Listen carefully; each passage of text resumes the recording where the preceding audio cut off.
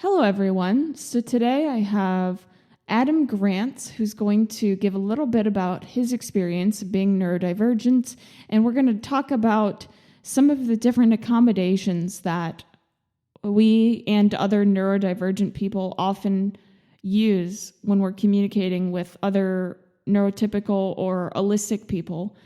And we're going to discuss some of those gaps in understanding, some of the frustrations with a disconnect in communication where neurodivergent people are trying to directly explain what we mean in order to gain more information.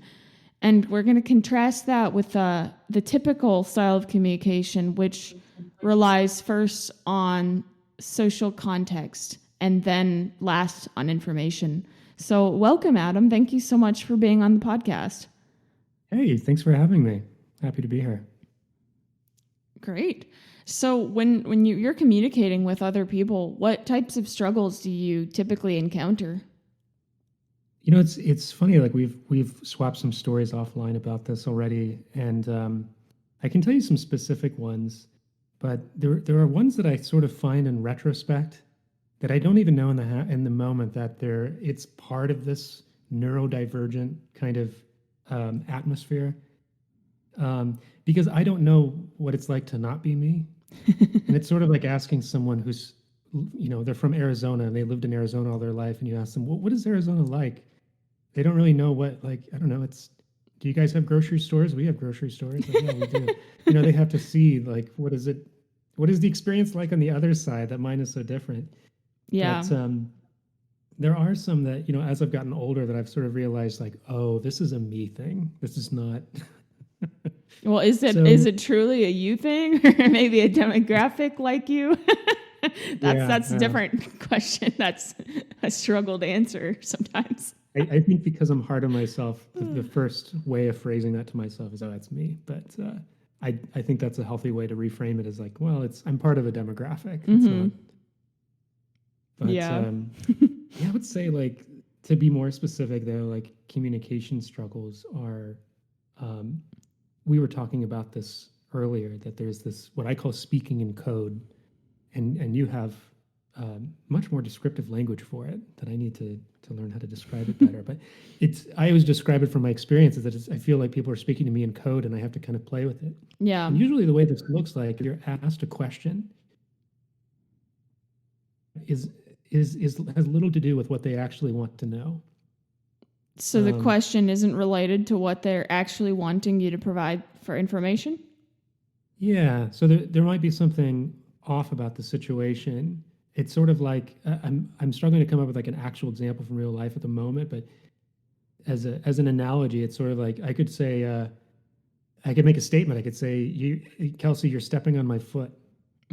But instead of, which would be very efficient, right? Like, hey, you're stepping on my foot. Oh, sorry. But instead it's sort of like, so how are your feet doing? There's just this, like, nothing really to do with the matter at hand, but it's meant to kind of guide me towards that. Like, so are you comfortable where you're standing right now? Is that a comfortable spot for you? Is that what that means? Because I always thought that you're stepping on my foot means you're overstepping, and what that's supposed to be my responsibility. So you stay in your own lane. Not to use another metaphor, but right. That's a good point.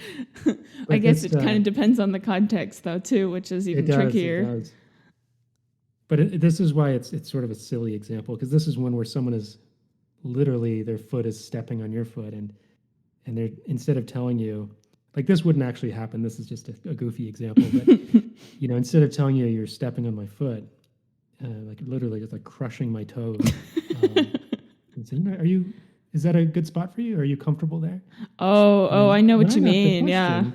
In fact, I think there's actually a good example that comes to mind that I chuckle about this with my wife, that she said that her grandmother had these.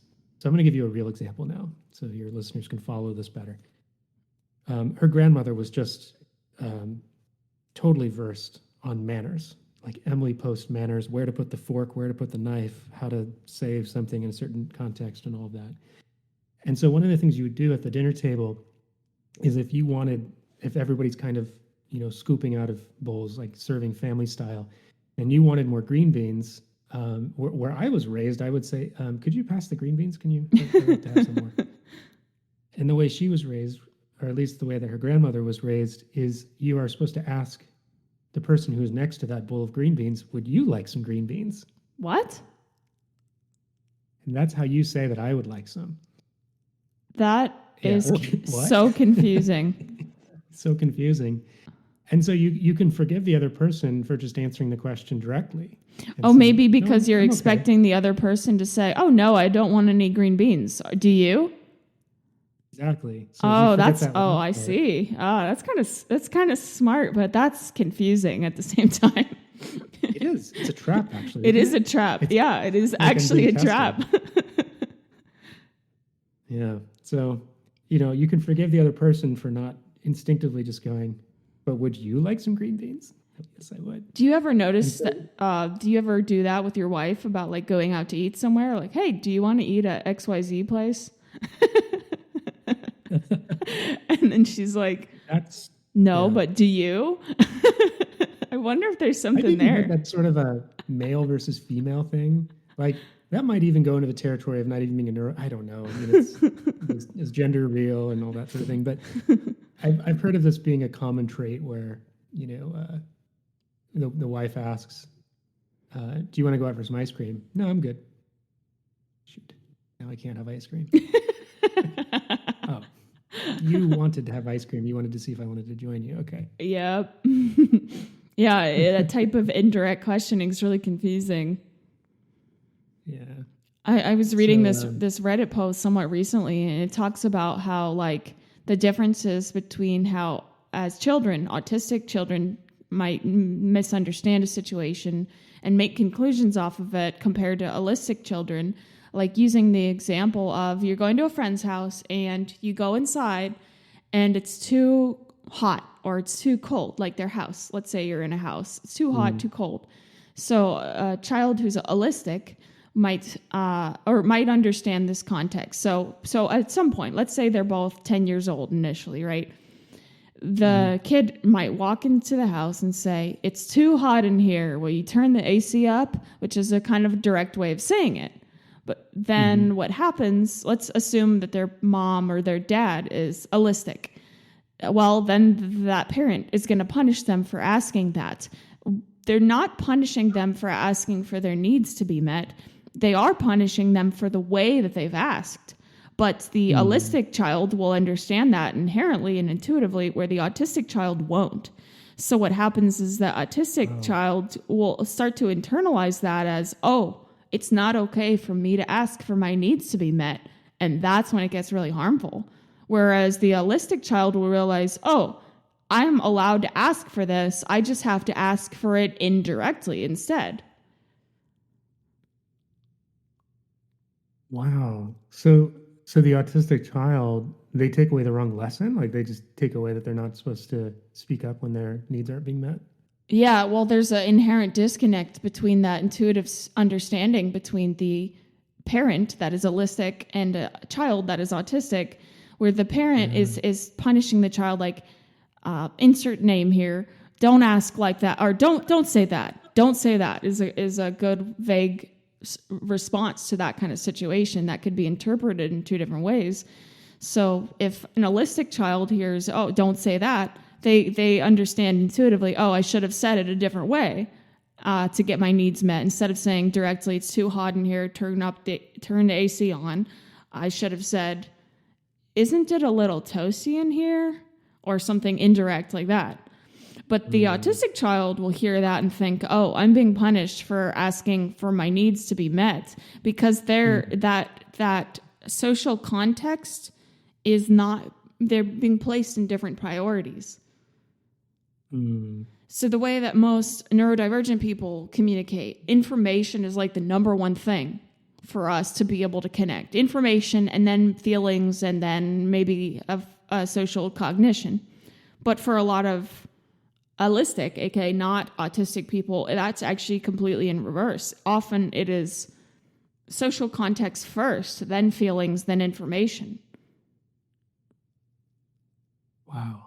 That's really tragic. It And is. It really is. how do you fix that? Like, I guess the parents have to learn a parenting style that works better for that. That they have to actually teach them directly, right? Like this is how you're supposed to say Yeah. when you need your needs met. Through memorized rules sometimes. If like for me, I was really blind to a lot of that type of stuff. And my mom didn't even know I was blind. Like our family didn't know anything about autism at all. So I literally just started memorizing rules. Like I could probably write at least 1,000 rules about behaving.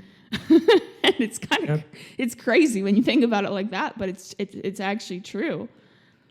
Well, if people are speaking to you in code, you need a decoder ring. Exactly. It's like writing a decoder. Yep. That's exactly what it's like. But if one day there will be like a translator, like a little babble fish. It's just like what they're trying to say is, oh my God, green beans.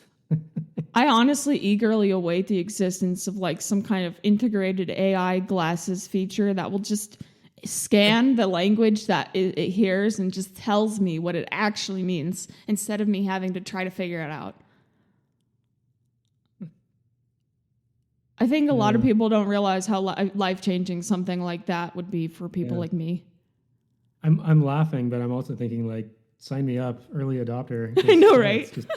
It's just funny that we're already pretty close to it. You can ask ChatGPT, hey, take this, what does this mean in autistic language? And it will tell you. And it's actually pretty accurate. It's kind of incredible. I've been very pleasantly surprised by its ability to translate between neurotypical and neurodivergent. Yep. And it's such a powerful tool that I find myself using it probably too much. Because I'm like, I'm pretty sure this means that, but can you confirm that for me? And it's actually teaching me a lot.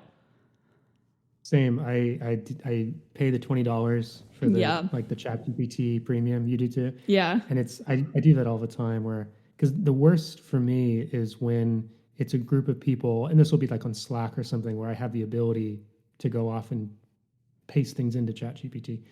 Not that I would do that with work information. Yeah, I hear you. Yeah, like the worst is when like everybody gets it. Yeah, and I am lost. But you can you can see that everybody else gets it, and you can see that you're the only one who doesn't get it. But at the same time, you can't do anything about it because it's like, what do you want me to do? Y'all are speaking a different language. Yep. Like I don't speak Japanese. It feels like that. Yeah. And there's this perception of like, you don't want to be perceived as dumb or insert derogatory word here, because then you have to ask, like all the time. Yeah. I hate that one. Even if people could say, oh, don't worry, you can ask me as much as you want. It's fine. I'm not judging you. But, it's even just for me. Like, I just don't want to be in that position where ChatGPT is not a real person. Mm-hmm. And so I have this mental freedom of knowing I can just pester it with questions. And I can go as far as I want to go with it. And there's nobody on the other end who knows I'm doing this.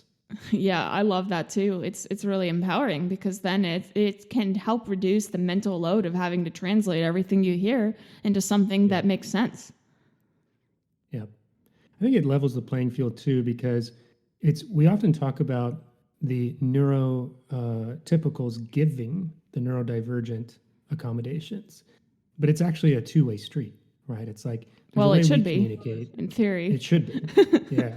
It isn't always a two-way street. And so, like, why do the neurotypicals not need the ChatGPT translation kind of thing? It's because we're perceived as the ones stepping out of line, and so just correction happens. Yeah. I mean, look at what you just said. You keep a decoder ring. You keep documented rules. Like, I don't see the neurotypicals doing that. Yeah, because they just wait for us to. Because for two reasons. First, they're the majority, so if you don't know that people exist who aren't like you, then you're going to assume that everybody is like you, and then that assumption is what you're going to be working on at an unconscious level. Yeah. And then, so it's partially ignorance, having that double empathy problem show up again, but it's also partially people literally just don't know that people like us even exist. Mm-hmm. They don't. Exactly. They just don't. And then they think they know. They think they know. They're like, oh, Like, I've gotten some responses to the way I communicate, unfortunately, mostly unfavorable ones. Like, I've had coworkers tell me that I'm going to grow out of it someday. Or God. I've had coworkers tell me, no, you don't have a disability. It's a different ability. And I'm like, you know, it would be nice if you could just listen to my experience and maybe try to emphasize with it a little bit instead of just assuming you already know what it's like. It's like just shutting it down. Yeah. Nick, if I ever hear someone tell me I'm going to grow out of it again, I have now found, I analyzed my genome. I found this genetic RS number that actually, I have a certain genotype linked to trouble with spotting social cues.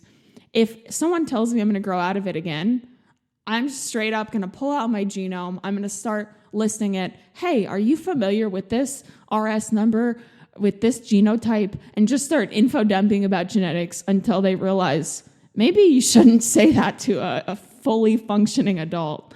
Like, I think you should get that printed out and put it on this nice like cardstock backing.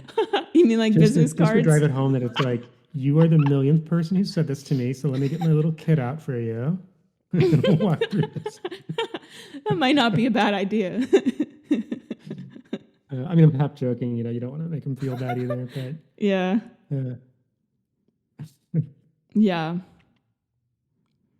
And it's tricky because, like, especially from my perspective, if I'm talking to someone, if I'm already at the point of telling someone, hey, I'm autistic, and that means XYZ, that is my attempt to help them understand the way that I communicate and my intentions just a little bit more effectively. But it seems like sometimes we aren't given the benefit of the doubt of our communication style. People assume that we can see all the subtext that we can't see. And assume that we know the meaning behind it or that are somehow using it nefariously. It's an assumption of negative intent, I think, that's really harmful. Yeah. I think we're really at the beginning, maybe not even there, of neurodiversity awareness in the workplace. Because I've started to see corporations talk about this in the same way that, there's a point in time where there was like awareness around ethnicity, gender, trans rights, gay rights, that sort of thing, that like in my lifetime, I just see them sort of like pop up and become the norm. And it feels like corporations are wanting to start that now, but it also feels like they don't know what to do. And I don't know what to advise them to do either. Yeah. Like, because ultimately you can give be. as many trainings as you want about unconscious bias, but if you have someone who believes unconscious bias doesn't exist and never will, they're not going to be receptive to those trainings. Yeah, right. And it's unfortunate because, here you have a subset of people who really want to genuinely connect with everyone else. And not only do they want it, they are exceedingly capable of it, but just in a different context, in a different way.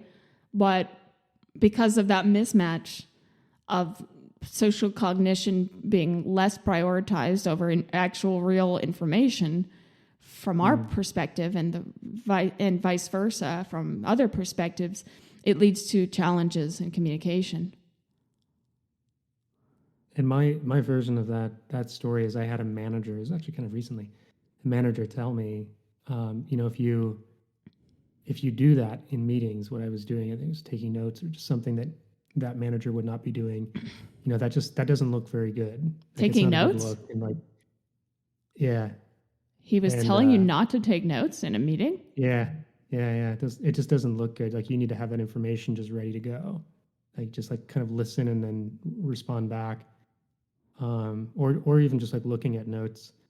Like, wow. you should be able to come in. It's not a good look.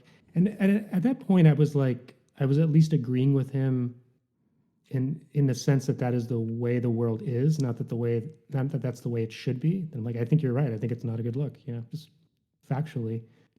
How would you even remember what the other person is saying if you're not taking notes? Yeah. No, seriously, like what? I don't understand that at all. I've always heard good things about taking notes in a meeting. Like, oh, great, at least someone's capturing what we talked about. Yeah, I mean, I think in this case it was less about like having the meeting minutes where you give a summary of what was discussed, and it's more about you're meeting with someone who's higher up on the totem pole, and you're expected to just have your eyes Oh, at the the eyes. camera or at their eyes, like, and you're not looking down at something. And I was at least with them in the sense that, like, okay, like, yeah, I hate what you're saying, but I think it might be true because that's just the way the world is. Mm-hmm. But then it veered into, you're like, if someone, they actually weren't talking about me directly, they were talking about a hypothetical person. I don't know if they Yeah. realized they were talking about me. And they were saying, like, that person, if they're having difficulty with that, then we can give them training. And see, this is the part that bothers me. Why is the onus of pretending to have the same body language of everyone else always on neurodivergent people? Yeah. It Right. shouldn't be. It shouldn't be. Like, I mean, I used to use an analogy like if someone's in a wheelchair, you're going to expect them to walk. And then I realized from talking to people who are in wheelchairs that there's actually a lot of people in the world to do that, that was eye-opening to me. People think, if you're in a wheelchair and you can walk 10 feet, that you don't need the wheelchair, which is not true. But it's kind of the same thing in a way, because you're like, you wouldn't tell a colorblind person to just try harder to see red and green. You would understand that that's simply not possible for them. But that level of understanding is almost never given when it comes to neurodivergence. That's right. And they don't see the wheelchair. Exactly, because they don't see. Even if they saw the wheelchair, I used to think that if they saw the wheelchair, they would understand. But even then, it seems like they still don't. Well, but you can, like, then it's, to keep using that analogy, like, are they actually seeing the wheelchair? Or are they is somebody describing something to them, this idea of a wheelchair, which doesn't map to any device they've ever seen in real life? Like, what do you mean? What is a wheel? Yeah. What is a seat? Yeah. I can't even put these things together. I don't know what they are. Yeah, because there's no frame of reference for understanding. I mean, colorblind, right? There's no wheelchair to see with that, but it's like, okay, well, I've seen a black and white movie, so that's how you see the world. Got it. Yeah. Even though true. I haven't even thought of it like that, but even that probably still is an easier frame of reference that a lot of people can grasp. Yeah. Yeah. So yeah, that was, I kind of wanted to say to this person, like, I don't know if you realize, like, how offensive what you're saying is. It's incredibly ableist. Yeah. Like, you're saying that you can train this out of me. Like, if to me, it has a parallel with gay conversion therapy. Yeah. It definitely does. The creators of ABA, Applied Behavioral Analysis, it was the same creators as gay conversion therapy. Oh. Yeah, really? There is a direct link there. Yep. Oh, wow. Yeah. I'll be damned. I didn't know it went that far. If you go down that rabbit hole, just do it when you're okay with being really angry. Full disclaimer. Because there's a lot there. Yeah, that could be its own episode. Right. That could be its own thing. And if you look at this scenario where there's this person who's telling you the truth, in the sense of this is the way the world is, and they're going into a different territory and they say, oh, we can train you, but they're basically saying, if you behave this way, or if you do you do this way, and you're with these higher up people, you're not going to get promoted. It's not a good look. I mean, that's the subtext. It's like, you're not going to get promoted. You're not going to be in favor with these higher up people. And what that is ultimately reinforcing is that it's their way of essentially telling you that you're not allowed to be yourself. And you're not allowed to be yourself at that level. Like, yeah. You can't get into that level of the workplace. Exactly. Because of who you are. And that's sad. That's terrible. And it shouldn't be that way. And they think it's skills, right? You just need to learn the skills and then you get there. Yeah. Yeah, it's really tragic, actually. I mean, think about how many, if you look at the statistics of autistic people in jobs, it's pretty bad. And why is it bad? Is it bad because we aren't capable? No, we're extremely capable, and we can probably do jobs even more efficiently than most people. It's just that there's that gap of understanding. There's that pervading ignorance that makes people not even realize that there are barriers. Yeah. Like just the interview process alone. If someone doesn't make eye contact, are they going to get Oh, yeah. hired? Probably not. Yep. That is a big one. I mean, we're not really trained on how to conduct interviews. I mean, it surprises me how much.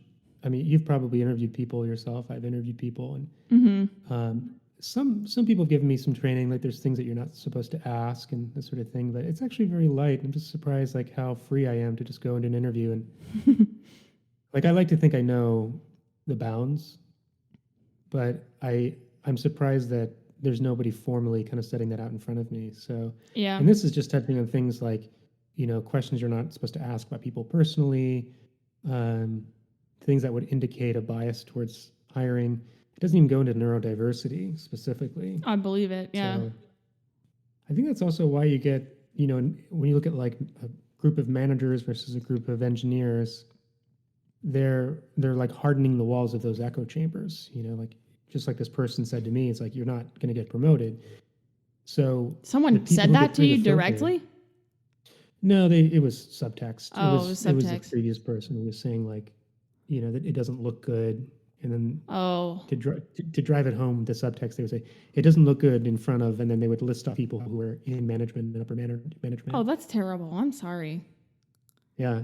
But then, you think about it at a macro scale, not even just for myself, but it's like, okay, not everybody gets promoted.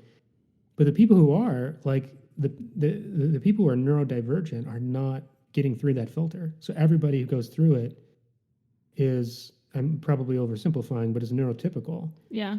Or if they do get past that filter, they're more likely to be targeted, more likely to be bullied, more likely to have their work be taken credit for. Yeah. More likely for a bunch of different stressful events. Yeah. So I mean, even just to make it like dry, it's like, how can a company really operate effectively when you have neurodivergent people and you don't have people in your leadership who can understand how to communicate with them and how to work with them. Yep. So, but that's why I like talking with engineers, actually, because it's not to say that every engineer is neurodivergent, but certainly to be an engineer, there is a way that you talk in the workplace. Like, my background is coding, so it always kind of like interested me that in a pull request, you do a pull request in some code, that it's all just direct language. This is wrong, this is right. Like, you need to do this differently. Like, go back and do it again. It's sort of, none of it's meant to be mean. And it's sort of, refreshing that I'm not an engineer anymore. I'm in project management. I find that sometimes I can play that role of being that translator, that I'm an engineering program manager. So sometimes I'm sitting between, product or project managers and the engineers themselves. So I can kind of be that translation layer. Like, okay, don't worry. I know how to. I can't even imagine how many engineers you must have empowered by being even aware of that to begin with. I don't know. I can never tell if I'm having a positive effect or a negative one, because then I have to do it the other way around and kind of say, no, I totally get what you're saying, but we have to politicize this or something. Like, I have to sell this. Yeah. You have to sell it. This is the right way to do it. I was like, yeah, I know. But I have to, like, you have to get someone's buy-in. Yeah, you have to get buy-in, and there's things that I can't put in direct terms. It's, you can't say it that way. We have to like skirt around it and say it this other way. Yeah. Because I've got my decoder ring, and like, you can't tell upper management listing off all of the problems with the current projects. Yeah. You just can't do that. Like, even if they ask you for it, you still can't do that. It's just implied understanding of, don't tell everyone about how big the problems are. And sometimes I feel like being neurodivergent, it's like, is this just an academic word for being stupid? No. And then I get these plenty of counterexamples. But I know. Yeah, I feel that way sometimes, where I'm like, are we just being nice to ourselves because we're actually dumb? No. But then quickly I'll come up with a counterexample where it's like, what am I saying? I constantly have to dumb down things for neurotypicals. I'm not saying neurotypicals are dumb either, but it's just this translation layer where it's like, why do I have to tell little stories about things all the time? Like, is it just, it's so it can go either way. Like, it's just. Like No, you being can't go up to somebody and tell them, "Hey, every single test is failing right now, and you've made a change to your system which affected my system, and yeah, now absolutely everything is now globally broken." You can't say that. People will panic. They'll be like, "What?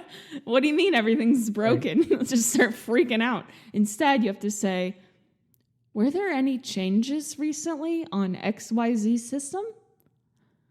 Yeah. And then you got to kind of probe a little bit, and then hopefully they'll respond with like, "Oh, are you seeing something unusual?" You just have to gently tell them, "Hey, Right. your change to your system has destroyed everything." I've learned that there's, you had shared with me, you have quite the collection of, items on your decoder ring, but Thanks. there's a few that came to mind for me too, which was like, people need safety signals. And I Yes. think that relates to what you were just describing, where you have to kind of ease into it, and you have to do this, and you have to do that. But that was, so I read this book called Thank You for Arguing by Jay Hendricks, and I've actually like reread it in the sense that you can kind of like flip to a different chapter depending on what issue you're dealing with that day. So it's almost like a reference book, even though it's Wow. not supposed to be. I'm writing this down in the background to read this. Yeah, Thank You for Arguing is like one of my favorite books ever. It's not meant to be a book for neurodivergent people or anything like that.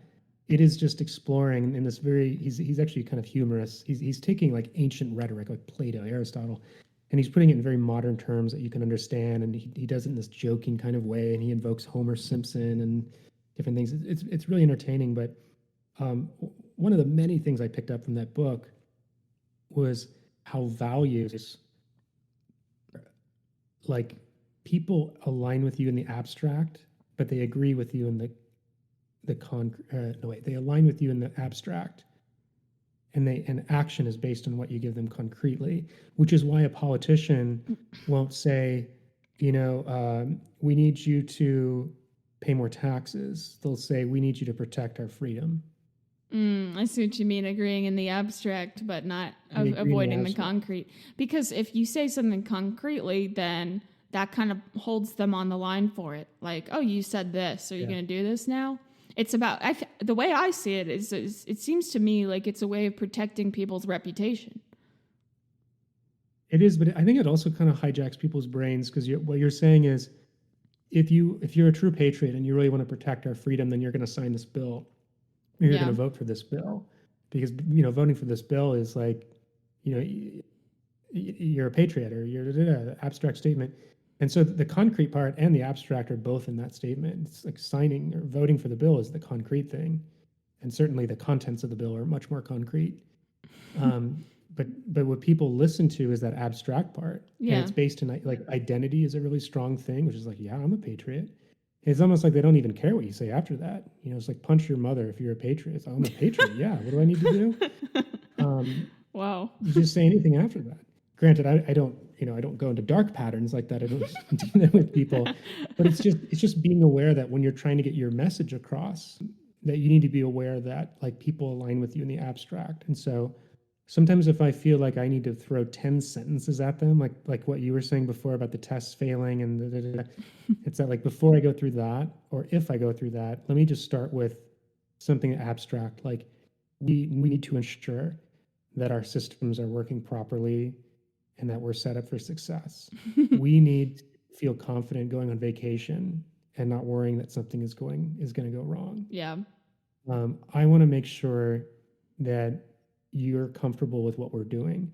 I want to make sure that you're set up for success. That's a really Nothing good I've just said key is phrase concrete. there.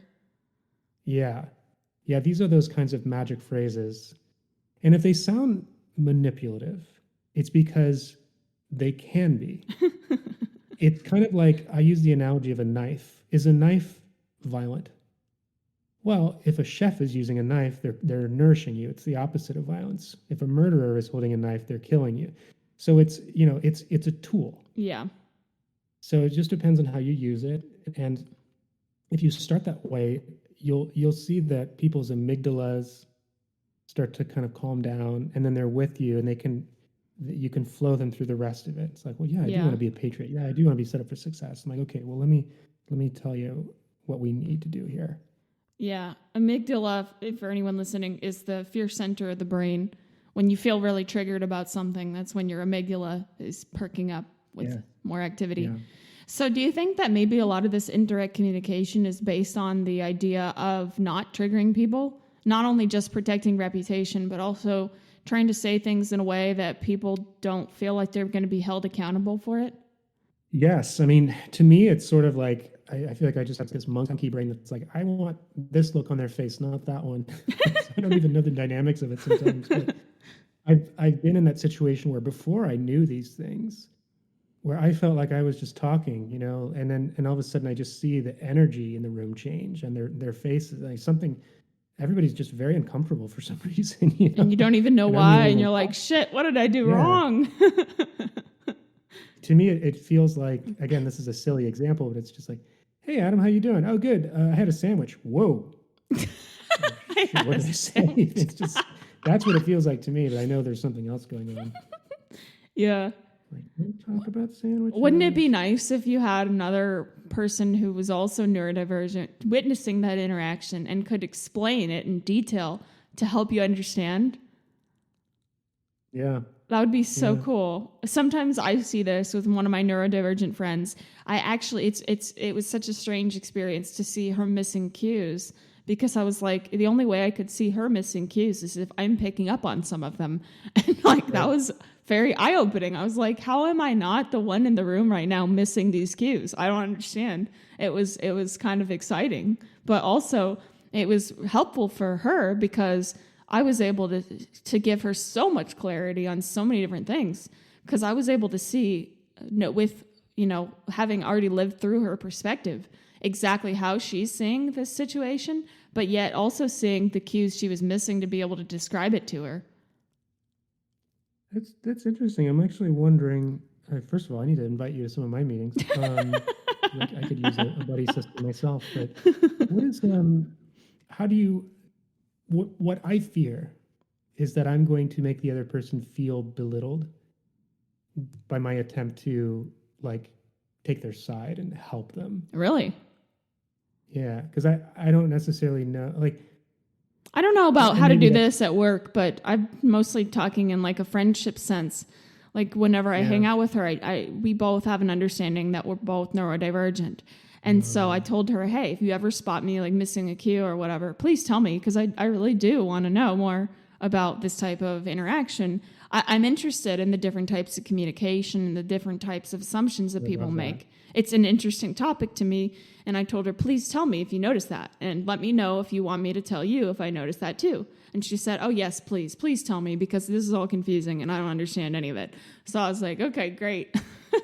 And then I was able to step through step by step in these different interactions and tell her, okay, this person said this. They said it like this because they were trying to do that. And what they actually meant was this. And then it's quite incredible. I literally see like the gears turning in her head. I can she's been able to gain so much social awareness so quickly just from some of these analytical explanations that I'm able to give her. I'm like, wow, this is amazing, and I want someone to do this for me.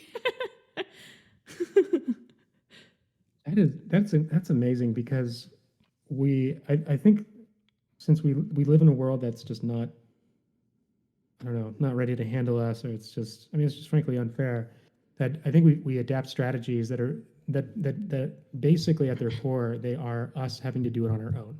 Yep. And rarely do I hear of examples where two or more people come together and like help each other.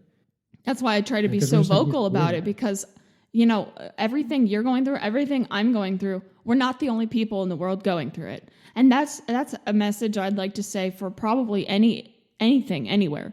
If you're suffering some way, you're not the only person going through it.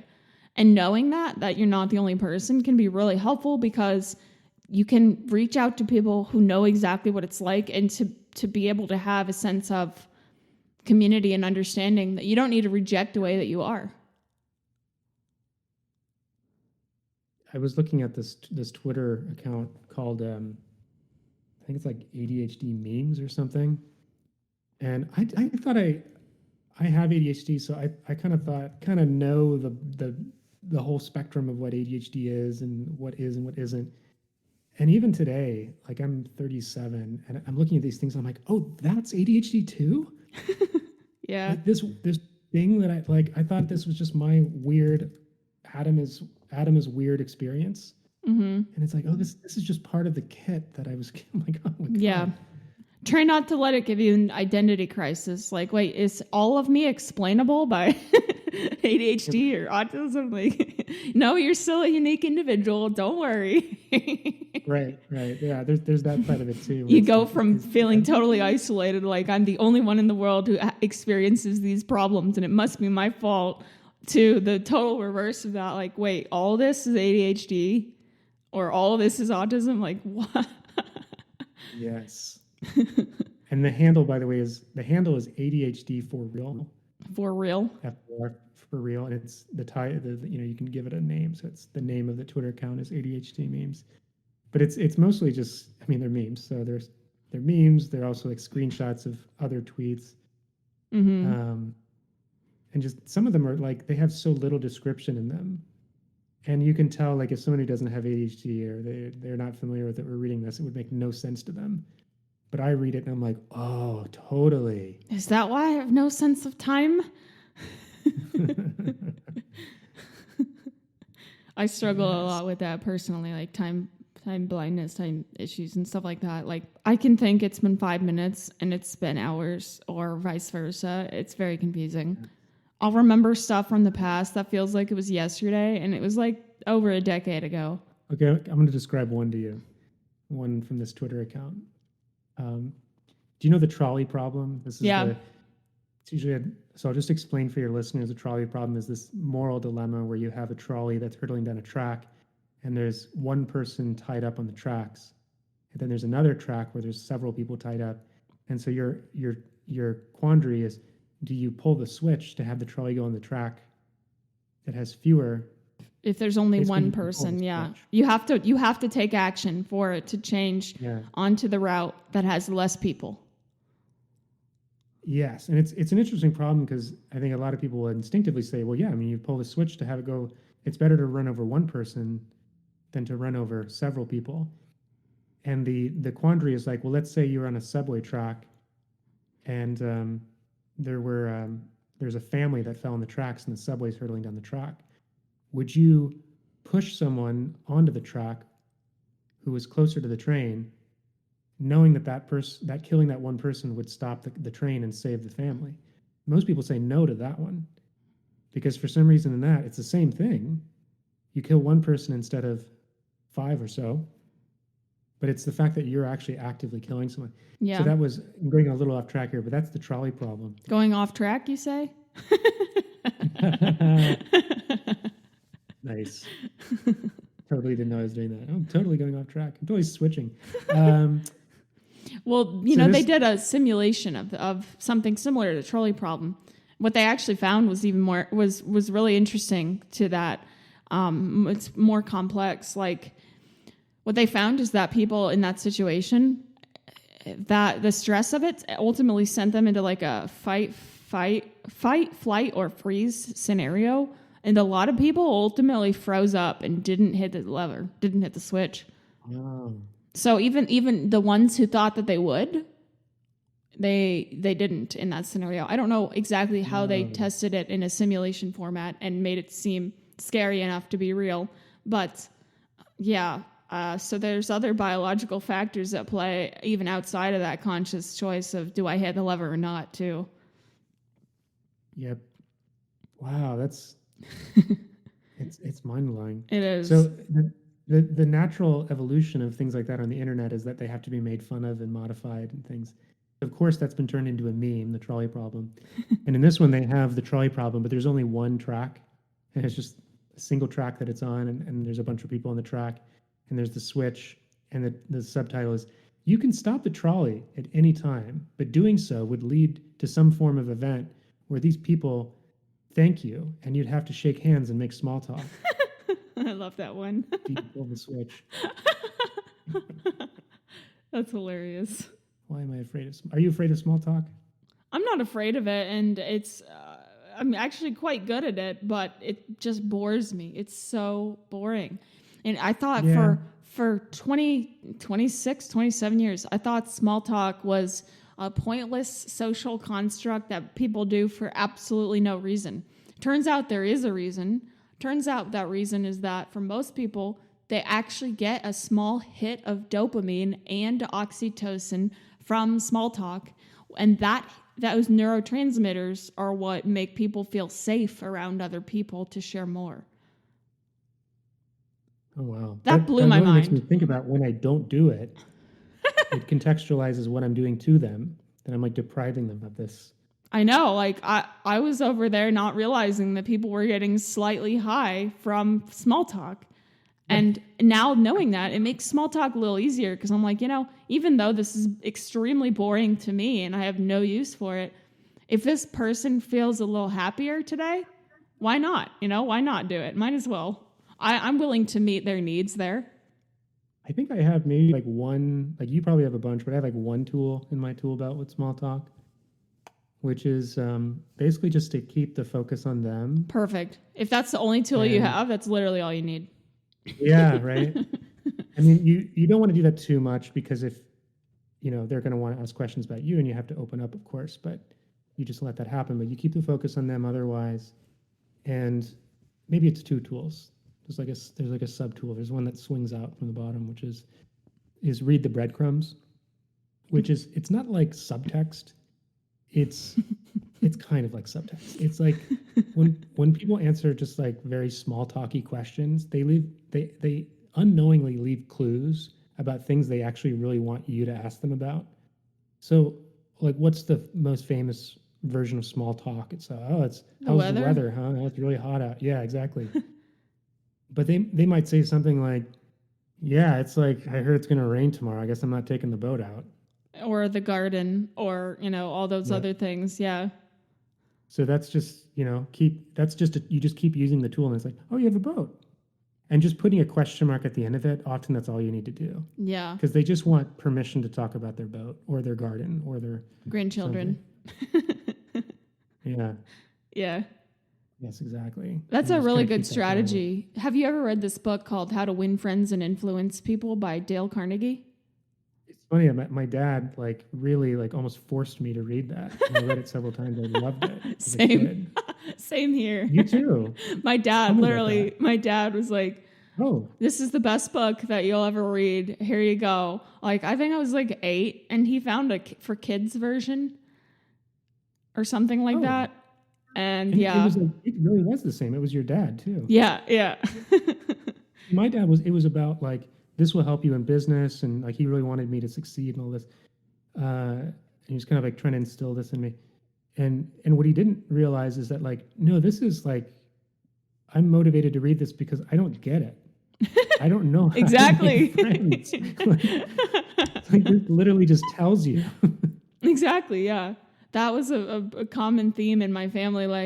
There was not, the nice part was there wasn't an expectation for me to understand a lot of this, probably because I think my dad is also undiagnosed autistic. I will say he has about 95 to 98% of the same symptoms that I have for everything in life.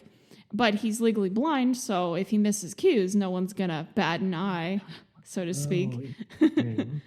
So all those types of things were analytically explained to me. When I was 12, we had a family discussion about how to build rapport with people. And we were talking about mirroring body language. So if you ever want people to feel more connected to you, look at their body language and just do what they're doing. Hands in pockets, you put your hands in the pockets. Arms crossed, you cross your arms. You do what they're doing. And then subconsciously, they find themselves more drawn to you and they don't even know why.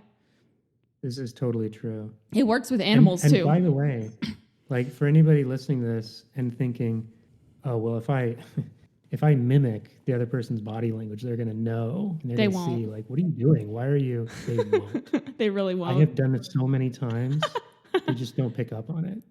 It's it works. It does. It's what is it? It triggers something in them that comfort. They feel like you're part of the tribe or something. It's this primal kind of thing. Yeah. I You're like realized me. somewhat recently that autistic people need conformity for comfort. If someone doesn't conform in a certain situation, it actively triggers like a mild feeling of disgust.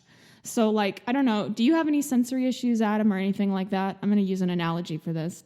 I kind of, yeah. I don't know So if I'm ready to go public with it. yeah, no worries. You don't have to, It's but I'm going easy to to make make an analogy with that. So like, suppose you're wearing the wrong shirt.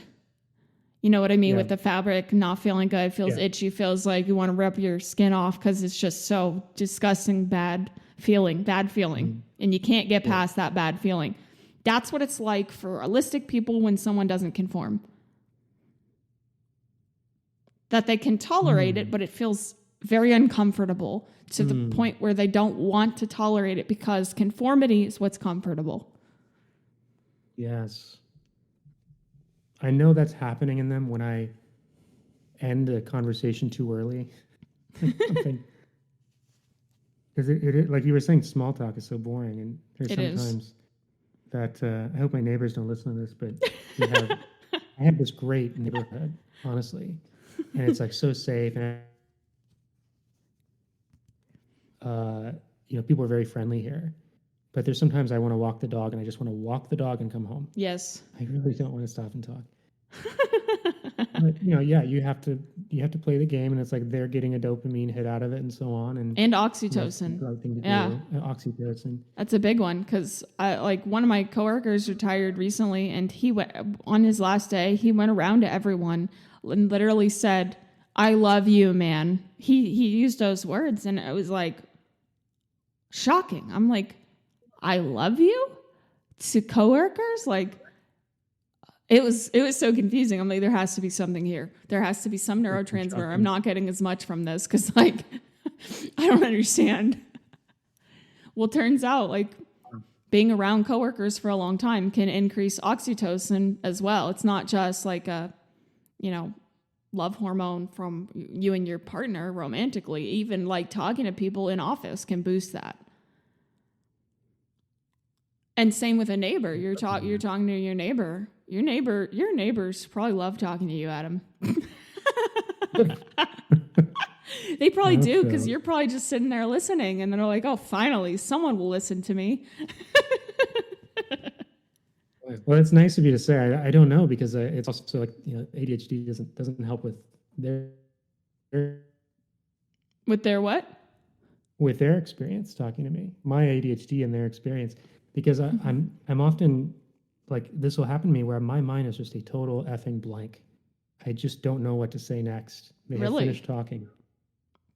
And I've run out of, that's really interesting. Wow. It's like that. Wow, tell me more. Right. Nice. And I probably should, it's because I'm, maybe not taking the tool out, of like, well, you read the breadcrumbs, you keep the focus on them. But like, I left my tool at home. I don't know what to ask about them. So let's see. You're wearing a shirt. Do you like shirts? Like I don't know what to ask. Do you like shirts? And it's also like if it's somebody I've already gone through the courses with them. I'm laughing because it's so relatable. By the way. Yeah. Oh, totally. You're wearing socks. I like socks too. Where do you get your socks from? Shut up. Costco. Or Amazon? Wow. Fascinating. Tell me more. Companies in the world? Yeah. So, the dog walk one is like, I'm not in somebody else's neighborhood. So there's really, I think it's on hard mode. Because if I'm talking to a stranger, I'm like, who are you? Were you from here originally? Blah, blah, blah. But if it's somebody that like, I've seen you, like I know who you are. We've talked, I know where you live. I know who your wife's name is. I don't know what else to ask you. What's new with you? Oh, nothing. Thanks a lot. What am I supposed to do? No breadcrumbs. And then they ask me, well, what's new with you? I'm like, damn it, nothing. Cool. Well, I guess I'll just keep walking. Yeah, that's the end. That's the. Well, this is hopeless. WELP. Welp. Oh, all right. I hear well. I don't hear the P at the end here where I'm at. I just hear well. Like, well, okay, cool. I'll see you later. I just wish we were more like dogs, where when dogs they're done. Like my dog. There's another dog in the neighborhood that they are friends. They're like best friends. But every time they see each other, they go berserk. They sniff, and then one of them's just like, "All right, we're done." Yeah. And it's usually my dog, and his version of that isn't, well, all right, sounds good. Hey, good luck with that. And no, he doesn't do that. Insert more just confusing, leaves. vague words to hopefully indicate a goodbye, which may or may not be perceived as a goodbye. Wouldn't that be wonderful if at the moment we get bored, we just walk away? And nobody's feelings are hurt. Sometimes you can do that, but people think you're an asshole. Right. So I've actually met some people who are like neurodivergent, and they will do that. And I don't know if there's just like, am I less neurodivergent, or does that even make any sense? But no, it's they just will walk away, and I'm like, oh damn, okay, like respect, man. You're done with this. That's awesome. I am not upset about this. I'm a little surprised, but like, I'm not upset. You, bro. That's awesome. I wish that was an option for me. I feel like it's not. Well, I mean, I guess the only way you'll know is if you test it out and then you get something maybe unfavorable written on your performance review.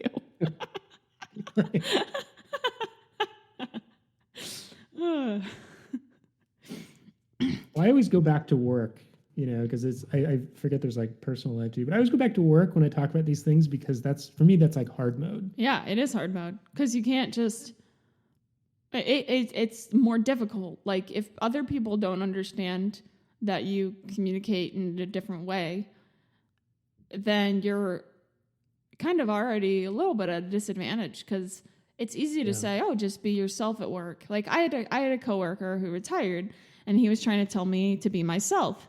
But then he said that I need to stop stimming because it makes me look bad. So I'm like, okay, so you're telling me to be myself, but in the same sentence, you're telling me not to be myself. So which is it? Do you want me to be myself or not be myself? Not be yourself. Not be yourself is the answer, because that's the answer. People fall in love with the mask. They think the mask is who you are, and then they don't understand that it requires energy, that you come home and you sleep because you're so tired from making a fake face all day. Exactly. That is like so beautifully said. And I think the extension to that for people listening is like, so energy, I think that's the key word, right? It's like, it's not that you can't mask. It's not that you're not good at it necessarily. It's that it requires energy to do something that is energy free for someone else. Yep. So rest, I was reading this on like Twitter or something the other day, that like, I don't know who needs to hear this, but rest is not a reward. Yeah. You need it. Yep. And so when you're constantly outputting energy to do things that other people are perceiving as you just being normal, energy free, it's like, yeah, you got to give yourself periods where you can just go, oh, I can't even do it anymore. Yeah. And recharge. Do whatever you need to do. Definitely agree with that. And that applies not only to ADHD and autism, but like people in general across the board, because there's so many other things that you don't know. Sometimes you're being affected by something without even realizing it until you finally get the rest that you needed so badly. Yes. Yes, that is a real thing. I haven't told you this, but I started a YouTube channel called ADHD at Work. Fantastic. ADHD at Work? Surprise. Yeah. ADHD at Work. Awesome. And I think the handle is like, I'm just such an old man. Like YouTube, what is this thing? ADHD at Work by who? I think the handle is adamgrant.info. Oh, I spelled sweet. out my domain name, like DOT. But the one of these days I'll be like ranked high enough that if you search ADHD at Work, it'll just come up. I don't know if I've achieved that status yet. I just searched for it here, and I see managing your ADHD at work. I've been managing ADHD well enough to launch a successful career as a program manager at a big tech company. Is that you? That's me. Sweet. Awesome. So if anyone is looking for a YouTube channel about how to manage ADHD at work, give Adam a follow. I wanted to create this channel. Like, I actually didn't want to create this channel. I wanted to just park some some videos somewhere. And I was like, okay, YouTube is free hosting. And then I kind of just got sucked into it. But the main thing was, there's a lot of content about ADHD on YouTube, and it's great. I mean, there's really some stuff that I'm like, okay, I'm not even going to do a video about this because this person's done it well enough. But there's one person in particular, I forget her name, but I quite like her channel. I think it's How to ADHD. But I felt like what was missing from what was out there on YouTube was like, where's the stuff for like adults? Yep. And I felt like her content it does cover things for adults, but it's still kind of like for the younger crowd. And I watched it and I thought, as I get older, like this is still a problem for me. And it's just a very different way to deal with problems. Um, so like most of the stuff I would see was related to school, and just the way that it was presented wasn't quite as buttoned up. So I thought maybe there's a space for this for people who specifically in the workplace, they need some help with this. Yeah, I Because think you that's a can, great channel idea. And I think that yeah, that's definitely needed. I mean, more information and more people expressing their experiences is the way that we systematically change things. yeah. So I just try to, put things out there now and then. And I mentioned the YouTube channel because that was the way you put it was just so perfect. Um, about how like when you're trying to keep up the mask, it requires energy, and you use energy, it gets you exhausted. Yeah. And that was the energy equation where I realized that, we need to be thinking of ourselves kind of like a stunt performer, in the sense that a stunt performer can't just show up to work. Like they need to show up and have muscles, and they need to be able to, lift heavy things and jump out of a window and be okay. And they need something that is outside of their workday that they're doing regularly, i.e., going to the gym and training with martial artists or whatever a stunt double does. Mm-hmm. They need to count on themselves to have regular things they do for fitness in order to then show up their job and be physically fit to do it. Yeah. And when you have ADHD, I think the same thing applies, where you need cognitive fitness routines. You should be doing something outside of the workday to keep yourself cognitively fit. And this is one of them. It's not about fixing your neurodiverse, your autism, your ADHD. Of course, it's not about that. But it's that, if like, how do you give yourself cognitive rest if you're constantly exhausting yourself masking, for example? Yep. Yeah, for sure. Like in that scenario with my coworker telling me not to stim anymore, at some point, we had a long conversation about it. At some point towards the end, I said, look, if it's between me burning out again or me doing this thing that you tell me looks bad that you don't want me to do, which is the better option here? And then I think he started to realize, he said burning out isn't an option. Your health comes first. Wow. I don't know if he really understood fully, but like in that scenario, I was trying to explain to him, like, last year when I went through psychosis and was hallucinating at work, and I was able to mask all of that. Like nobody at work knows that I've been through hallucinations or mania or psychosis before. No one knows that. I'm very glad they don't know that. Why do they not know that? Because I was able to mask it. But this is exactly why masking, you have to take breaks from it. You can't live the life of another person. Wait, are you saying that you got to the point of hallucinating Yes. because of exhaustion? Yeah, autistic burnout. Yep. Wow. Yep, it was brutal. So take that as anyone listening as your reminder to find a way to unmask when you're able to do so in a safe environment, because it takes a toll. Can I tell you something? This is like mind blowing to me, because when I was a kid, this weird thing happened to me on one day, and it was one evening. My brother and I shared a bedroom, and all of a sudden I started seeing these things that were scaring the crap out of me, and he was right there, and I didn't realize I was hallucinating, because that's, hallucination. You think it's really there. And I'm like panicking. I'm trying to describe this to him, and he's just confused. He's like, what are you talking about? What's going on? And then it just started to get more and more and more. And to the point where there was like auditory, there was visual things going on. Jeez. And I remember I was probably like, if I was either like single digits or maybe I was like 11. You know, I was very young. And to this day, I don't have an explanation for it. But I remember going to bed, hearing these like terrifying voices. Were you able to And sleep? I eventually, but I mean, it just took a while. And I remember the voices just sort of, there were fewer of them and then they were quieter. And you know, eventually I got to sleep and I woke up and it just never happened again for the rest of my life. Wow. I'm glad it never happened again. I'm glad it never came back.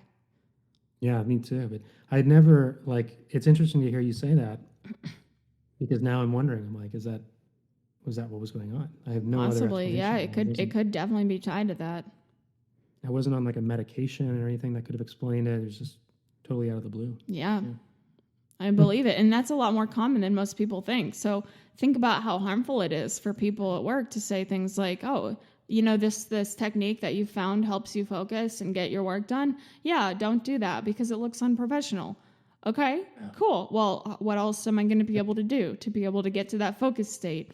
Or what else can I do to be able to, you know, level the playing field, so to speak? If you need something to function, why are people so against anything that goes outside of the norm? Yeah. I mean, it's like saying, if I'm saying something and I'm not making sense, don't ask me to clarify because that doesn't look good.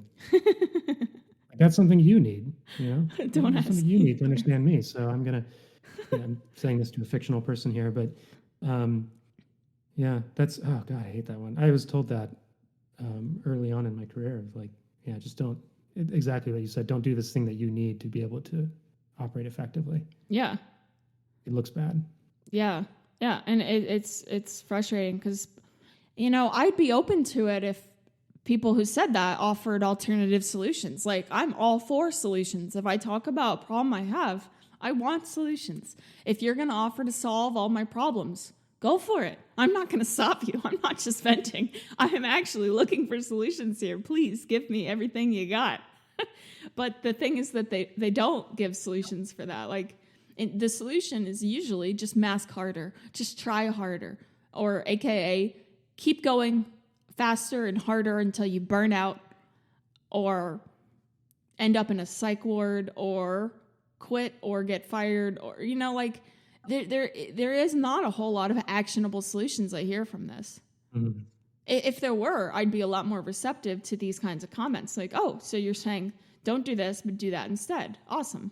But there isn't any kind of like implicit understanding of my core needs with that, because my core needs are different from what other people's core needs are.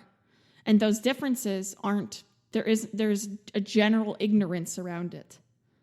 And then you have people on the other side who don't know how to advocate for themselves. They don't realize that they need to advocate for themselves. Yeah. Even.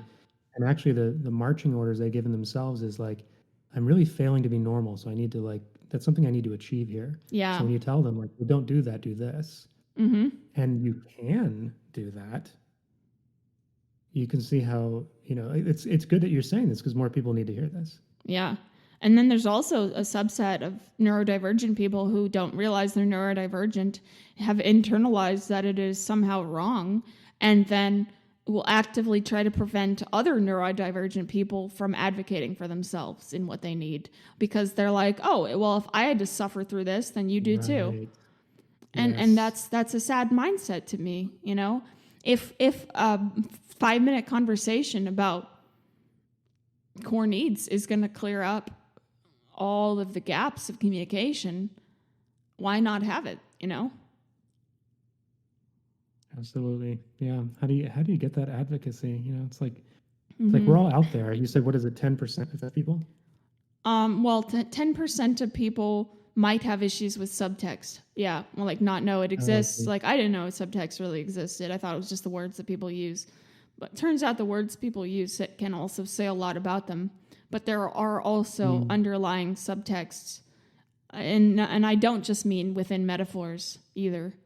Like at work at one point, I had a coworker talking to another coworker. They were both autistic. One of them didn't want the other guy to do something again. Basically, he was like trying to tell him, don't do this again. What did he tell him? Did he say, don't do this again? No, he said, I wasn't aware of this. Those are two completely different things in my eyes. Like, oh, you're not aware of it. Oh, I'll communicate it better next time. That does not mean the same thing to me as don't do this again. But they were somehow intuitively on the same page and understood each other. And I was just like, this is what I mean when I say that I feel like people are speaking in tongues. I hear you. Yeah. So how do we bridge that gap? That's a question you asked, Adam, and I don't really know. I'm open to suggestions. I think conversations like this are really helpful to try to bridge that gap. Yeah, I mean, I feel like there's going back to the workplace, we still have a lot to do with just like normalizing the thing. I don't know. This sounds maybe a little too bureaucratic, but there needs to be some sort of required training on neurodiversity, at least just to start things off, to officiate it. I don't think that's necessarily going to solve everything. It's not going to solve everything, but yeah, it's I guess I just want to say that it's like weird that we're even at a place where we have to remind people it exists as a construct. Yep. Like we should at least get us past that point where it's like that is a thing in the workplace. Yeah. Right? Like you can't like cross this boundary with people at work when it comes to their personal information, when it comes to their ethnicity, when it comes to their gender identity. Like there's like that aspect of it. But there's like, you have to understand like where they come from. You have to understand like people from different cultures have different ways of communicating. Yeah. And like, neurodiversity needs to be in there somewhere. Like if we're going to get started on introducing this in the workplace, there needs to be something there.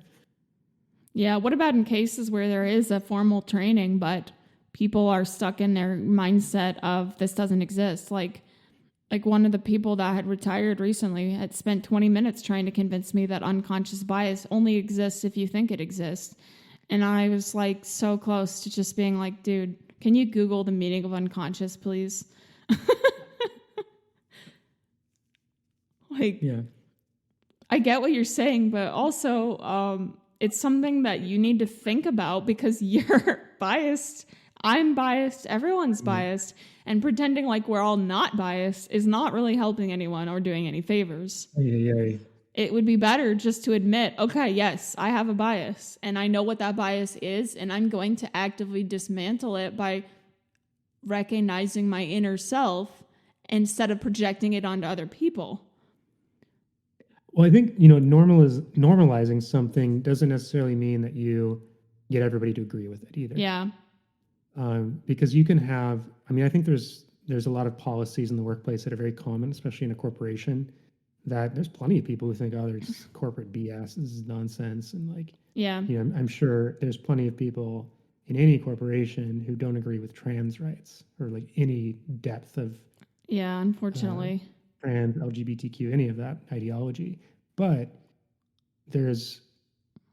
I'm certainly not saying, and we're done with that journey. We're at the top of the mountain, but there's some normalization there, in the sense that there's still an expectation that they follow certain rules. You don't have to agree with it, but like, it's not okay if you say that. Yeah. Bad things can happen to you if you say this. If you,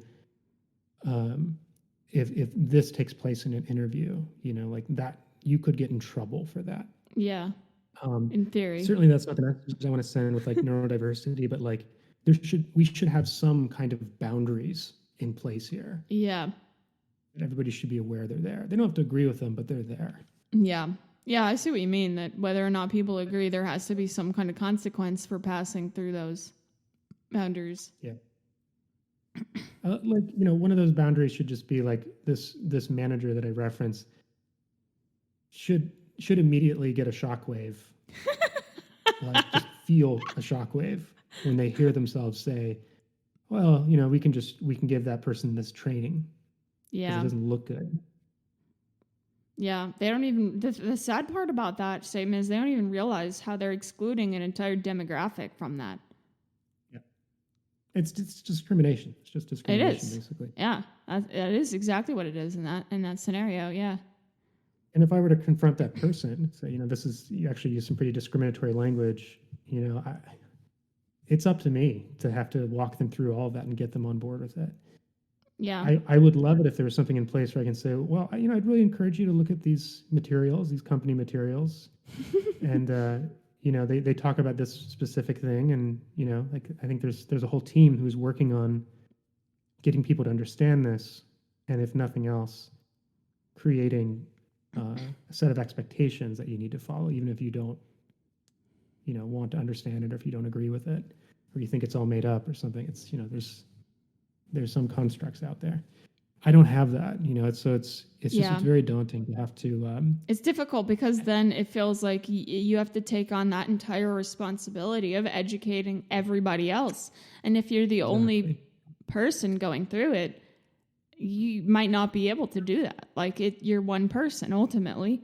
You're one person with a story that deserves to be heard. And yeah, it would be great if other people in that communication would be able to even meet you, halfway, or ideally, or even less than halfway. I mean, sometimes it's like a 99% of what I'm doing. It feels like I'm spending 99% of the effort to try to meet the other person where they're at. And I'm like, if you just put in like just a little bit more, just give me a little bit more positive intent, then I'm sure we could get on the same page and understand each other and work better together and collaborate, because that's ultimately what it's about, like at work. Yeah. Yeah. Yeah. And it's I think there's also, like, I feel like if I'm pushing back, it's me against them. It shouldn't be anybody against anybody, but I would rather it be like me telling them that they're up against the business. This is a force that's much larger than just me that, like I need to bring to your awareness. And I have to think about my reputation. I have to think about, just maintaining relationships. And if I feel like I'm coming out swinging, I'm not, but if I'm bringing this up with someone, there's just no framework behind what I'm saying to back me up, Yeah. So it sounds like I'm just saying, I don't really like that. And I personally perceive that as discrimination. So, Yeah. He probably doesn't even know that you do. That's the other kind of funny part. Yeah, I've definitely dealt with some of that. Some of it tied to people like me, and some of it even tied to like actual racism and things like that for demographics not like me. And I try to call it out every single time. But ultimately, if you keep calling out the same thing over and over and nothing changes, it's like, so was that all an illusion when y'all said you value accessibility? Do you ever get the you're really sensitive? Do you ever get that one? Oh my God, yeah, only my entire life as a child. You're just too sensitive. Just deal with it. Yeah. That's a way that sometimes people will use that phrase as a way to say your boundaries are being utterly and completely disregarded, and your boundaries do not matter to me. Yeah, I mean, it's absent curiosity. It's like, okay, well, maybe I am sensitive, but why are people usually sensitive? What's the reason? There's usually something behind that. Yeah. Don't pretend to know what it is. Yeah. Yeah. It's another "you need to be" statement. Just be less sensitive. Yeah. Just mask harder. Adopt these 400 canned phrases that mean something even more confusing than the thing you are already saying, just so that other people can feel comfortable. Just mask harder. Like, it sounds ridiculous. If I went up to somebody and said, yeah, hey, the quality of your work is exceptional, but I need you to ask this question differently to everybody that you talk to in your entire life. Yeah, please just, every time you're going to ask that, ask this instead. Every time you're going to say this, say that instead. And just give them like a mind map of like 500 canned phrases they should use. Like, if you did this to somebody, like if you did this to someone who's neurotypical, what kind of a response would you get? They'd probably look at you like, you're crazy. I don't know what you're even talking about. This is ridiculous. It would feel like a waste of time, or at best, or at worst, they'd feel insulted. Like, how dare you? You know what I mean? But yet somehow, when that's the kind of advice that's often given to neurodivergent people. Mm-hmm. Do you ever meet someone that you suspect or highly suspect Oh, is 100%. neurodivergent and is undiagnosed. All the time. It's getting to the point where it's like I can tell, it's almost like I can tell someone's neurodivergent based on the extent to which we interact. And I'm just like, it's ridiculous. I've had like 6 people in my life get diagnosed after I met them, talked to them about neurodiversity, said, hey, I'm autistic. This is what it means for me. And yeah, if you're interested, you should learn more about it. You know, like nudging them into, hey, this might be you. Look at your reflection, please. It might help you. And like 6 people came back to me like, oh my God, thank you for mentioning that. Thanks for the resources. I got diagnosed. My life's been so much better. I understand myself. And I see these types of realizations are freeing people from lifelong self-rejections. Yes.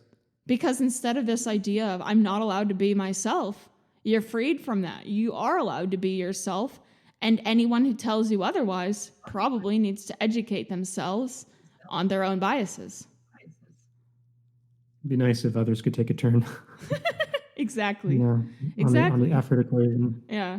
Because if you do a lot of that inner work and self-analysis, which a lot of neurodivergent people do, because if you grow up thinking you're the problem, you're going to try to resolve the problem, meaning, unfortunately, subconscious masking and that sort of thing.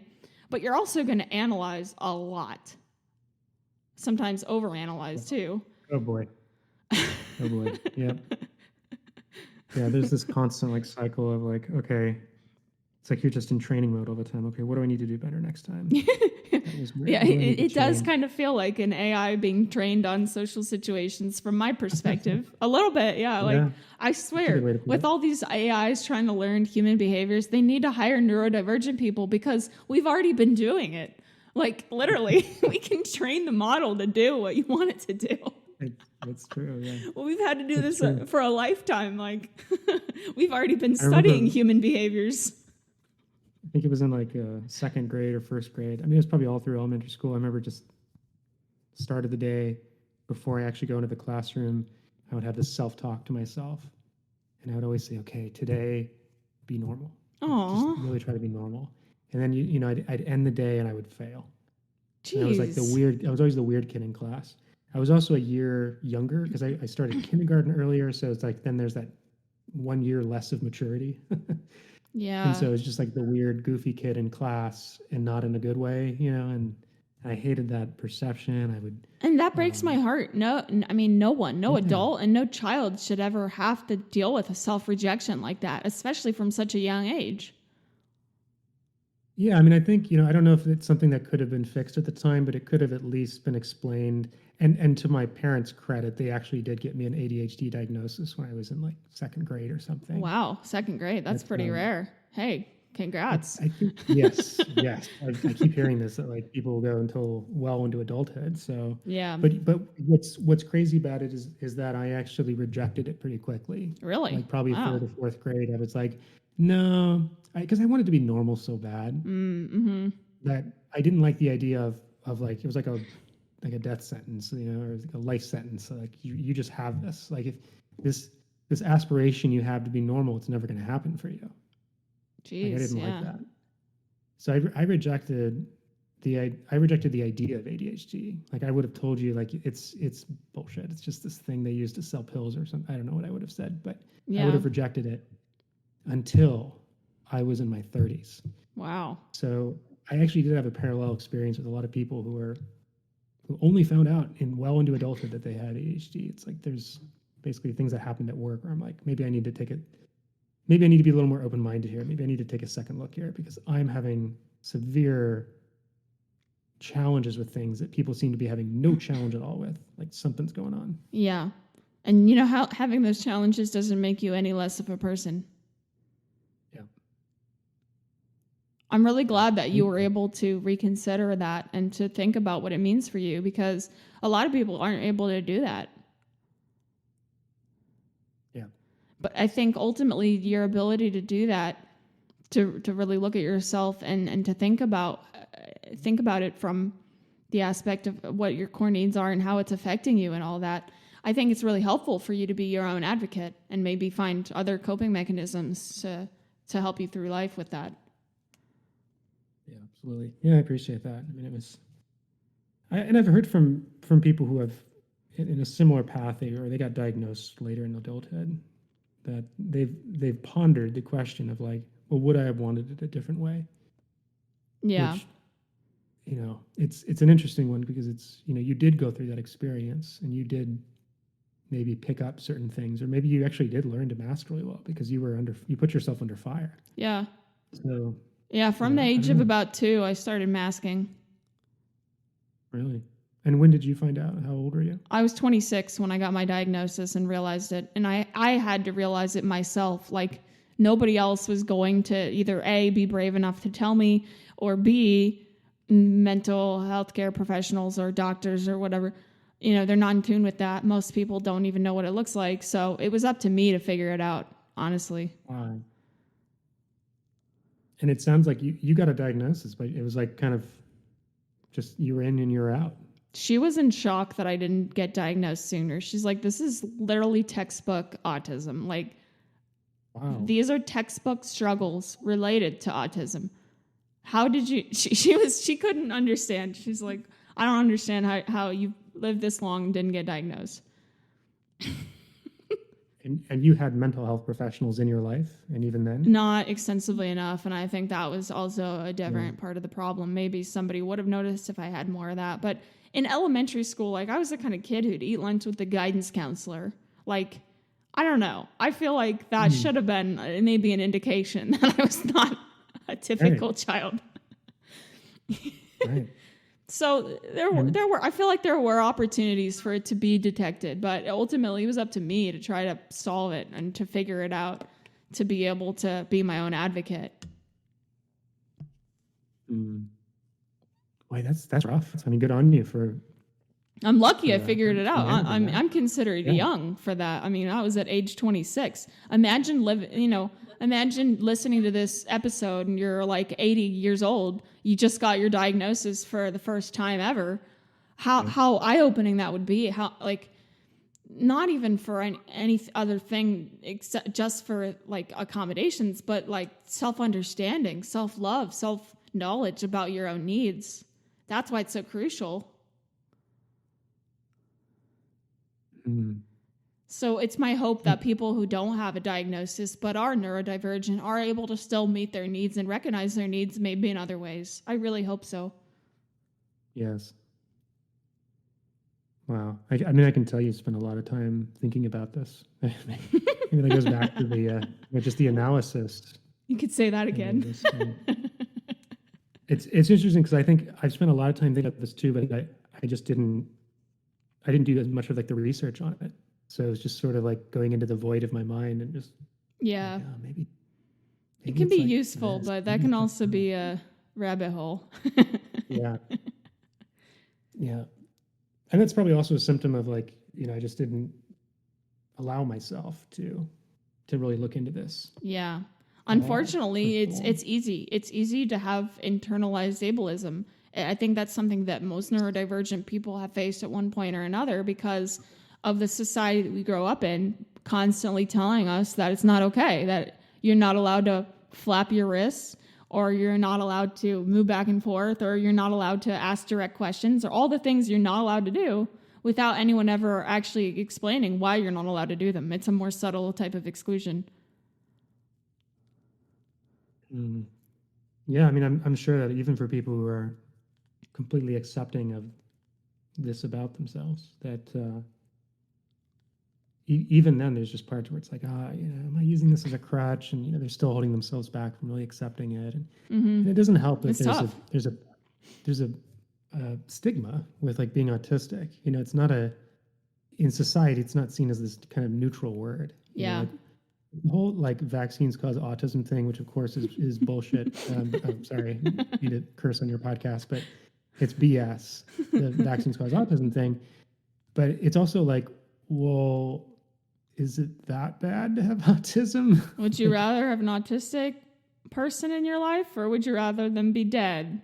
That's what I want to ask people when they try to make arguments about this. Like, are you saying you'd rather that I die? Yeah, that's a good point, because we're talking about vaccine care. Yeah, like, right? It's like, wait, before you save my child's life and save my life. Let's talk about autism. 'Cause Like that's a what? big, Oh, what are so you saying? yeah, what are you saying? Exactly. What are you saying? Yeah. Exactly. Yeah. I mean, I think it's also because there's I don't know the right way to describe this, but there's the outliers of autisms. The one The where it's other. where just people have, severe things going on. Yeah. And to the point where they literally cannot communicate. They can't form language. And I think just people have a tendency to put those at like, that's the front cover of the book of autism, right? Or the book of insert your neurodiversity in there. So, that doesn't help. That it doesn't help with, to go back to the idea of like us, the internal ableism is like, I am aware of that front cover kind of aspect of it. I'm aware of what people think of as it. It does not motivate me to rush to saying, my name's Adam Grant and I'm proud to be whatever Yeah. it is. Like, I don't like putting that label on myself because I know what it sounds like. But Yeah. Yeah, I know what you mean. I do it for myself because I think it's important that people understand that autism is many different presentations. And the level of shock I see when people realize, wait, she actually knows what she's talking about. Yes. How could you? I can see like a struggle with their understanding. Like, what do you mean you're autistic if you can do that? And I'm like, yeah, autistic people can do a lot of things. This is one of them. Get used and to get it. on you for that.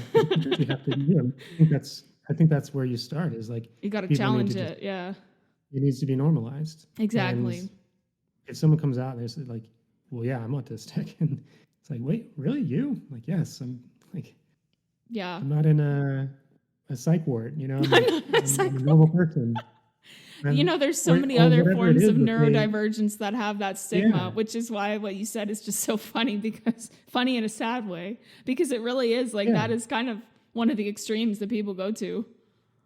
We do. It's like you have to show people Psych that's like ward. whatever it is that you think is the stereotype of it. That's kind of the tragic part of it, is that like they're really good at knowing the stereotypes, but then it's the stuff that it's like, no, actually these things, the non-stereotypes, those are real, and I do need you to know about those. Yeah. It's like, okay, you're welcome to call yourself as empathetic as you want. Now demonstrate it. Right. Demonstrate to me that you can understand a person's perspective that's different from yours without judging it or without acting like they shouldn't be like that. Yeah. Yeah. It's what's really hard is being a guy. So the only thing I've been diagnosed with is ADHD, but I don't know. Maybe there's something else going on too. That I haven't been diagnosed with, but let's just say I relate with a lot of what you're saying. And being a guy, growing up through the like puberty and meeting girls era, that, I don't know, that really ranks really high as like the suckiest parts, because what we're told as a guy is like, to meet girls, there's a way to do it, and you got to do it this way, and it's. Wow, Talk about really? subtext. It's just all this like indirect kind of BS, kind of like, you gotta like, I mean, let's start with simple stuff. It's like, yeah, what you gotta do to meet girls, like you go to a bar and then you just walk up to her, man. Just walk up to her and start talking. It's like already right there. I'm just like, oh. So what are the It's steps? not that I'm nervous. I'm not like nervous to talk. I mean, I am, but it's like you're asking me to do small talk, and that's just the beginning of that journey of like, but these are things that like, boys have to go through, not necessarily having any kind of diagnosis to help them understand like how their brain works, and to maybe like reject advice they're being given by other boys. Yeah. As like, cool, that works for you, Dave, but not for me. So like, Yeah. you do you, I'll do me. Yeah. And that's like a really important part of their, it's a rite of passage. It's growing up. It's. Yeah. Yeah. It's interesting to me how much you're able to relate to that kind of isolating experience of I just have to figure this out all by myself. Yeah. I think that's a common mindset that is easy to fall into. And I think that stems from a lack of support or understanding. Yeah, it is. Yeah. I think it goes back to what you were saying at the beginning of this podcast about the parent, the parent telling their child, inadvertently telling their child that they shouldn't be speaking up for their needs when they're really meaning to say there's a way to do that. Yep. And so, we're taught very early that it's just you retract, you figure it out on your own, you don't ask for help, you're supposed to. Exactly. So, and I think that it's the opposite. It's okay to admit that you need support. It's okay to admit that you need help. And it's okay to ask for other people to meet you there, to put in a little bit of effort to meet you in your understanding so that you can find common ground with them. It's okay to ask for that. Absolutely. I will say it's really nice when you actually have someone who is willing, whether it's like you and your friends. Yeah, it's amazing. In a workplace who's like, even they're not ND, but they understand it. Yeah, they definitely. understand it enough to just go like, got it. This is not a weird thing for me. I kind of know what to do, or at least I know to ask, but I'm going to take you seriously. That's awesome. Yeah. Yeah. Allies are so important to be able to help communicate maybe not only what they're saying, but what other people are saying, so that you can understand that, oh, okay, this person really doesn't see subtext. I really just have to take what they're saying, the words themselves, with nothing added onto it. And I think the reason that sometimes people struggle with that is people tend to project what they're experiencing or feeling onto what they're hearing. Yes. And recognizing that as a projection can sometimes be painful. 100%. Yeah. Well, Adam, I really am so glad that you got a chance to share everything on podcasts. And I just had one last question for you. Is there anything else you want viewers to hear or to know about ADHD, or to know about what having ADHD is like, or something that you'd want people to take away from this podcast? Oh, that's a good question. I think it's I guess what I would just leave with is to tell everybody that, we're all just doing our best at the end of the day. Neurodiverse, neurotypical, whoever you are, like, everybody's just trying to do their best. Everybody goes to work with their bad days. They take it with them. And we got to give ourselves a break sometimes. Yep. Rest is not a reward. And there are things that you're capable of doing that when you give yourself the right support, yeah, and you understand yourself better, that you'd be amazed what we're actually capable of doing. Definitely. And it's okay to ask for that support. Yeah. And it doesn't come from beating it out of yourself. Like, I need to be normal. I need to be better. I need to pay attention more. Yeah. You need to stop doing that. That's really good advice. Very good advice, Adam. Yeah, no, I appreciate it. This was really fun. I really enjoyed doing this podcast with you, Kelsey. Thank you so much. It's great that you're getting the word out on this. This is definitely like an important public service. Yeah, and I hope that people listening to this will be able to understand ADHD a little bit better, hearing from the perspective of someone who has it and has dealt with it and knows what it's like. So I really appreciate you for coming on and sharing your story. Oh yeah, my pleasure.